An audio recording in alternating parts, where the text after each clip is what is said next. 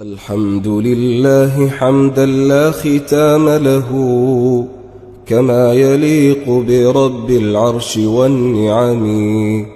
ثم الصلاة على المختار ما طلعت شمس النهار على العربان والعجم، والآل والصحب والأتباع ما نطقت بالله ألسن كل الخلق والبهم. وبعد فالعلم نور يستضاء به من حيرة الجهل والأخطار والظلم.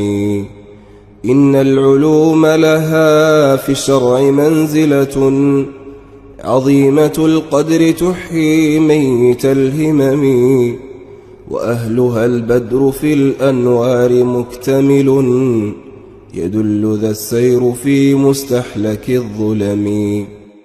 فخذ من العلم حظا واستظل به من لفحة الجهل فالجهال في صمم. واربأ بنفسك عن وصف الجهالة لا ترضى المهانة إن العز في القمم. واحرص على العلم والزم أهله أبدا وجاهد النفس والأوقات فاغتنم. إن العلوم طريق الخلد ليس له مثل يريك صراط الحق فالتزم.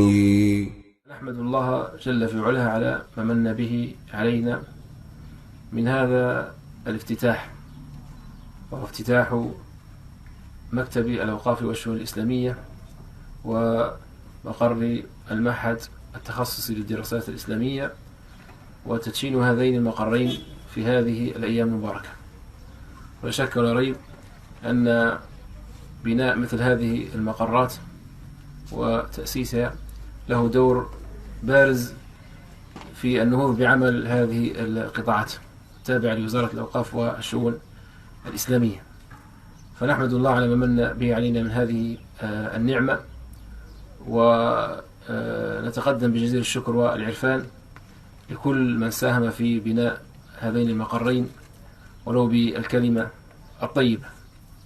ونحث إدارة هذين المقرين على الجد والاجتهاد والعطاء وبذل المزيد من الجهد في دعوة الناس للخير ولدين الله، دين الوسطية والاعتدال، ومضاعفة الجهود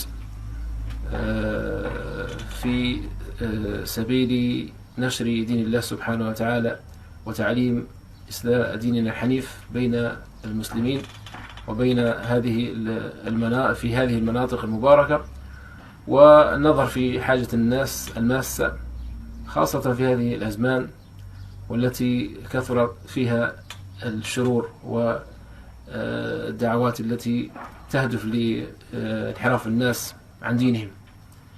وهذين المقرين لا شك ولا ريب أنهما يقومان على خير ما يقام عليه في هذه المؤسسات، وهو الدعوة إلى الله سبحانه وتعالى وبيان الخير للناس وتعليم العقيدة الصحيحة وتعليم العبادة وأخلاق النبي صلى الله عليه وسلم وما كان عليه هو وصحابته صلى الله عليه وسلم رضي الله عنهم وأرضاهم. فهذه المقرات هي لا شك ولا ريب أنها تكون عون لنا لانطلاقة جديدة في حلة جديدة لتجديد النشاط والازدياد من الفاعلية في المجتمع.